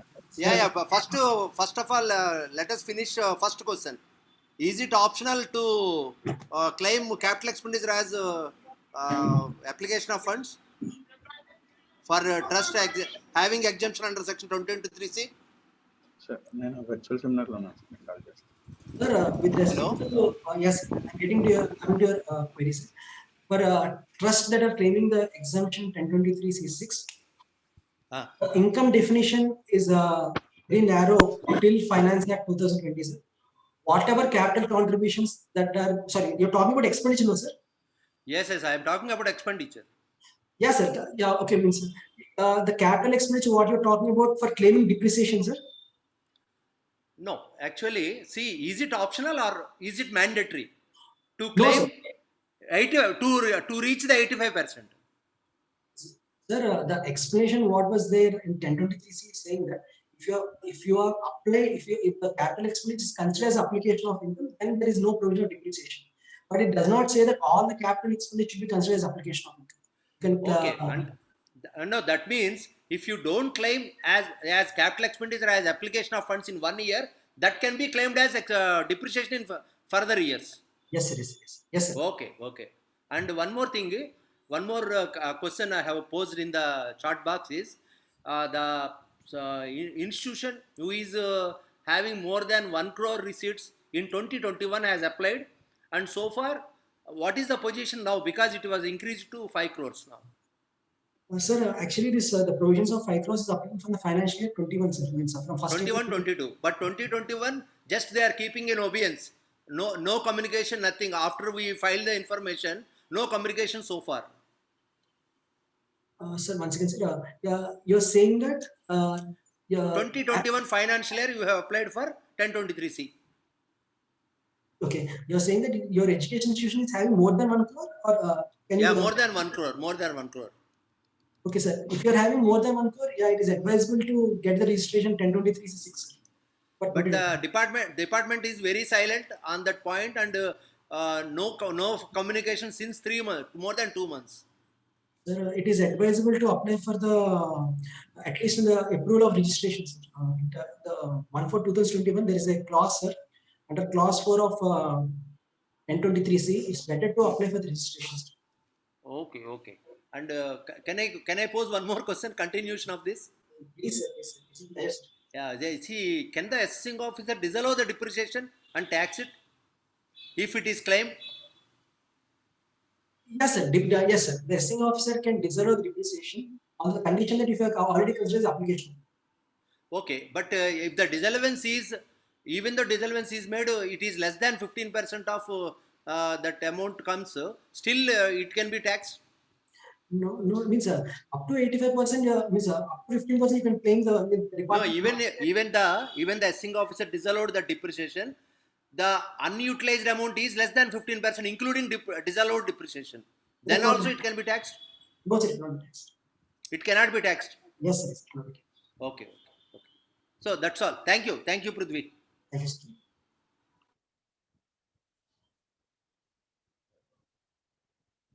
Murli sir, next question you can take. Sir, Prithviraj Garu, another question. Sir, Has the process of registration commenced in the income tax portal? this reapproval, no, sir. Yeah. Yeah, it was coming, sir. From the income tax portal only, I was drawing with all the documents to be uploaded. So whatever documents I mentioned, that vernacular language or the documents with respect to 3 years of annual accounts, self-certified copies, FCRA, everything was uploaded in the portal was active, sir. Form 10 was active.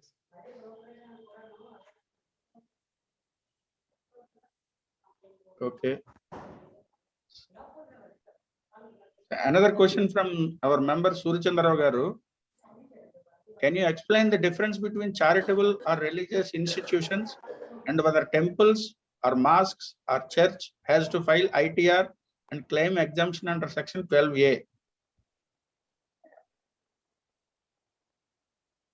Can you explain the difference between the charitable or religious institutions and whether the temples and mosques or church has to file ITR and claim exemption 12A? Okay.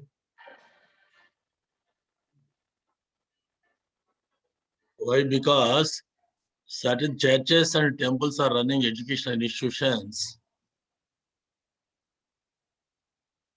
Yes, sir.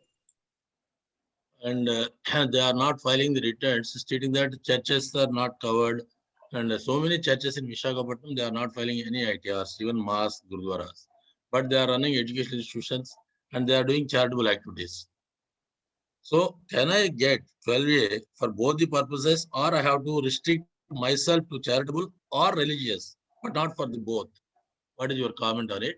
And to my knowledge, depreciation and capital expenditure I think there is no option and depreciation is done away with 2014-15 onwards. Whether you have claimed as capital expenditure or not, then no depreciation can be allowed. To my knowledge, anyway, I'll check it and clarify it. Please. Okay, sir. Sir, with respect to this religious organization, if you look at the Hosena Ministries, Visakhapatnam Tribal Document also, it is advisable for the religious organizations to claim the exemption at Section 12A, because Section 12A is little extensive than 1023C. In 1023C, the conditions to be satisfied is it should be an education institution. Whereas for satisfying the condition of 12AA or 12AB, you have to be a charitable organization in subsection 15. So and also as I earlier mentioned, from 1st April 2021 onwards, based on the first proviso to 11.7, there is no both the exemptions. You can claim only one exemption. It is advisable for that such charitable or religious organization to claim the exemption under the new provision 12AB.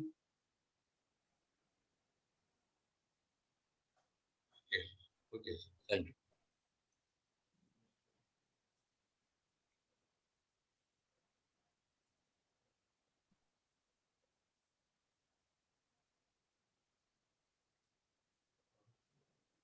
Bharati garu, you can unmute yourself and you can ask, sir, or else I will read out. మీరు చదవండి ఒకసారి better. Okay, Prithviraj garu, a query from Bharati garu, TLN Bharati garu, our senior member. To claim exemption, application of income should not be less than 85% of the income or receipts. Income minus receipts minus expenditure. Are these words Synonymous. synonymous?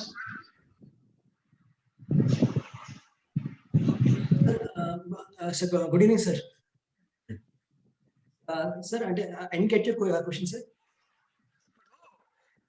Exemption claim చేయాలి అంటే 85% of the income spend చేయాలా or 85% of the receipts spend చేయాలా?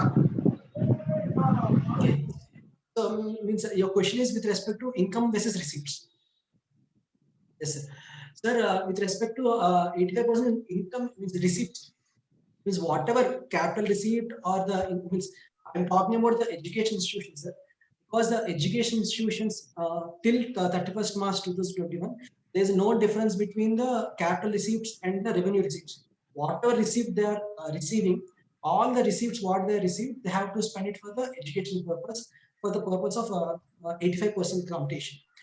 Whereas from 1st April 2021, as I already mentioned you, the explanation to third proviso, the voluntary contributions for the corpus are being excluded from this 85% calculation. Till 31st March 2021, all the receipts has to be taken into consideration. Corresponding గా section 11 లో amendment ఏమీ రాలేదు. అప్పుడు ఇప్పుడు కూడా 11 always speaks about the certain percent of the income now itself also. Suddenly the percentage is now interpolated to the receipts itself. The practice is receipts and payments and surplus, but the act says you have to apply only income component, not the receipts component. Hope I am clear here. Sir, here I want to give us some clarification. With respect to, I'm talking about the education institutions. With respect to an education institution, whatever income the education institutions are receiving under 1023C6 is a wider word, because 2 subsection 24, the voluntary contributions, sorry, in the 2 subsection 24, the definition of income under 2A, it says that voluntary contributions of the education institutions under 1023C6 is an income.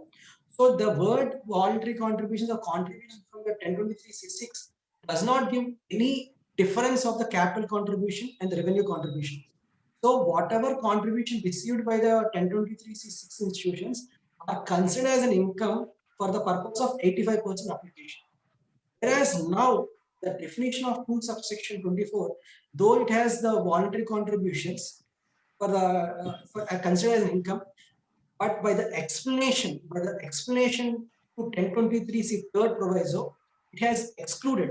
The explanation to 1023C third proviso has excluded the voluntary corpus donations from 1st April 2021 onwards. For the education institutions, for the purpose of 1023-6 computation, all the receipts are income.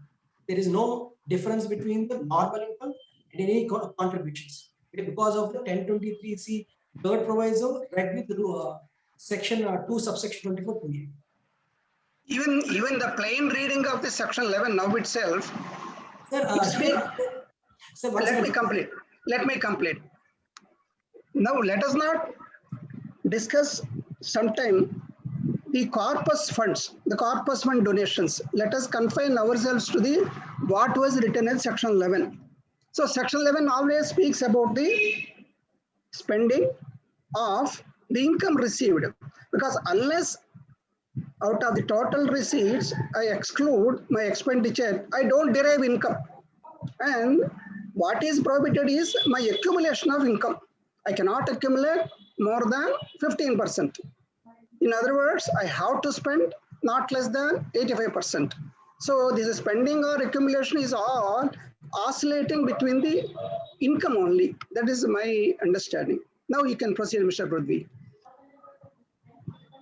Sir, here I want to give a clarification, sir. Section 11 is different from section 1023C. Section 11 applies to entities which are getting the exemption 12A or 12M. With respect to 1023, if you look at section 11, section 11 already has the computation mechanism is different from the computation mechanism under 19 provisos to 1023C. So for the purpose of 1023C, I'm stressing the word, for the purpose of 1023C, the income is all the receipts received by the institutions. For the What purpose about of 11? What about for the purpose of section 11? So for, sir, for the purpose of section 11, the voluntary contribution in the form of corpus should be excluded, and even the voluntary, normal voluntary, all the voluntary contributions has to be excluded. Part of that you can, that should be included for the arriving at 85%. There is no issue with regards to the voluntary contributions. The only issue now here is whether my income generated from the income and expenditure account should be considered, or directly my receipt should be considered. That is the point for a discussion. The practice, everybody including me does only receipts. Forget about the income concept. That is a practice which was nowhere prescribed in the Act. And all the ITR forms were also designed in such a way that specifically considered the receipts, considered the payment, not even expenditures, considered the payment. That means without any distinction between the capital and revenue.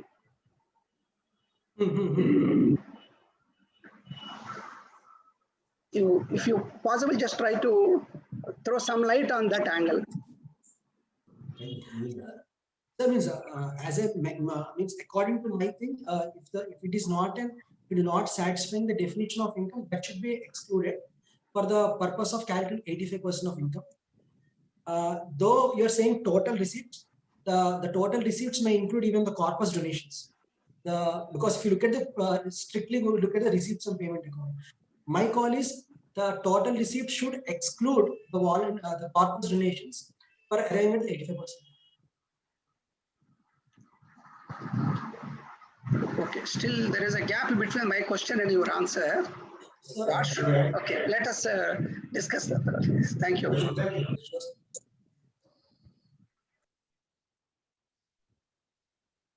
Hello. Yes, madam. Hello. Sir, I have You one are audible. question. Yeah, shall I ask, sir? Yes, madam, you can ask. Yes. My client having one society registered under Society Act. He is maintaining one education institution, but he is also doing some social service, getting donations, but he is not registered under income tax 12A. His education, his society's educational receipts is below the 1 crore rupees.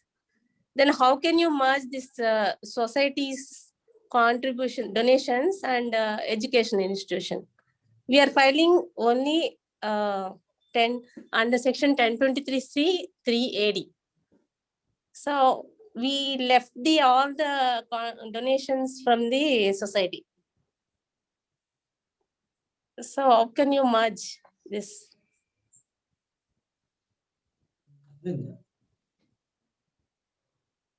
Educational institution registered under society. Society is doing some social activities, getting from all the donations from the members as well as outsiders also. How to file this return, sir?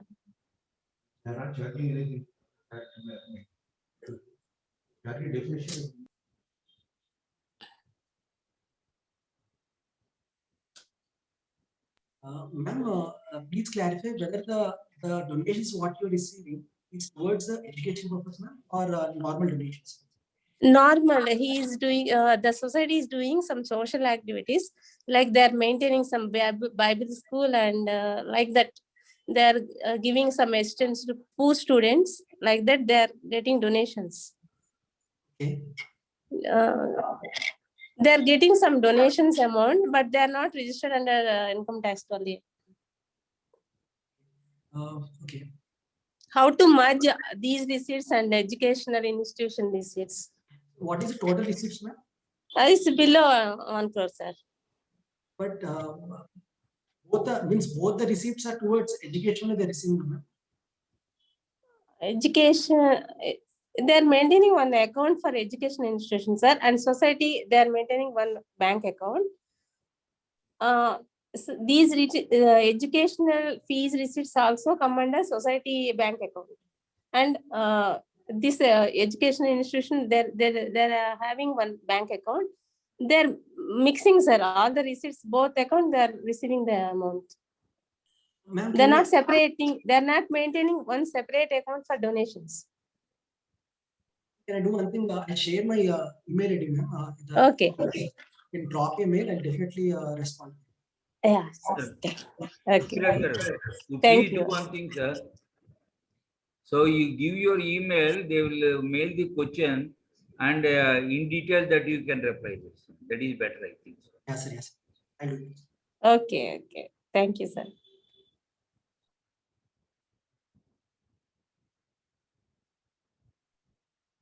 Any other members, any queries, sir?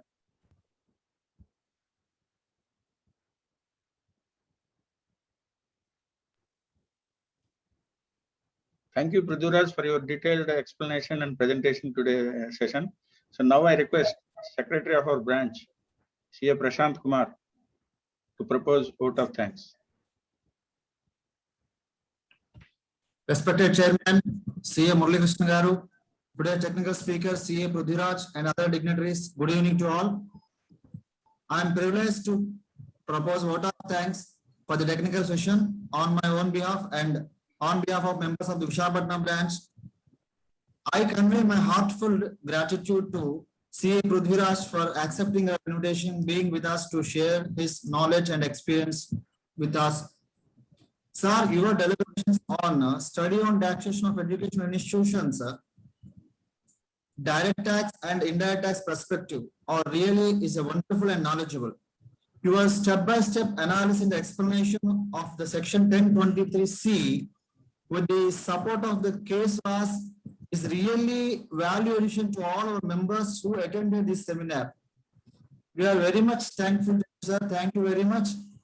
And I also extend my thanks to all the members who joined in this seminar and made it success. With regard to the upcoming seminar, we have a seminar on 28th April, that is a virtual seminar from 4:30 PM to 6:30 PM. Topic is liability in special cases under section 159 to 181 under the Income Tax Act by CA Falgun Kumar. I request all the members to join on that seminar and make it success. Thank you very much to all one and all who are participated in this seminar. Thank you very much.